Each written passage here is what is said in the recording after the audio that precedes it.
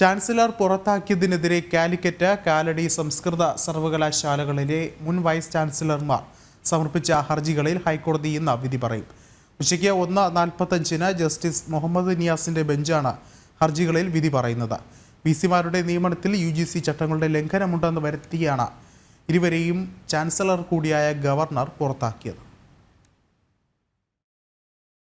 ചാൻസലറായ governor പുറത്താക്കിയതിനെതിരെ Calicut, സംസ്കൃതം സർവകലാശാലകളിലെ വിസിമാരായിരുന്നവർ നൽകിയ ഹർജികളാണ് ഹൈക്കോടതിയുടെ പരിഗണനയിൽ ഉള്ളത്. Doctor MK Jayaraj, doctor MV Narayanan എന്നിവരാണ് ഹർജിക്കാർ. ചാൻസലറുടെ നടപടി നിയമവിരുദ്ധമെന്ന് ചൂണ്ടിക്കാട്ടിയാണ് ഹർജികൾ. വിസിമാരെ പുറത്താക്കിയതിനു ശേഷം 10 ദിവസത്തെ സാവകാശം കോടതി നിർദ്ദേശപ്രകാരം ലഭിച്ചിരുന്നു. തുടർന്നാണ് പുറത്താക്കപ്പെട്ട വിസിമാർ ഹൈക്കോടതിയെ സമീപിച്ചത്.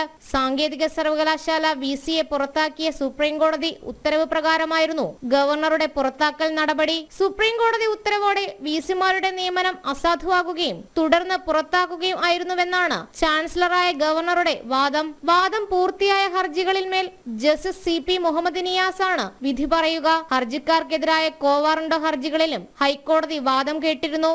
ജനം, കൊച്ചി.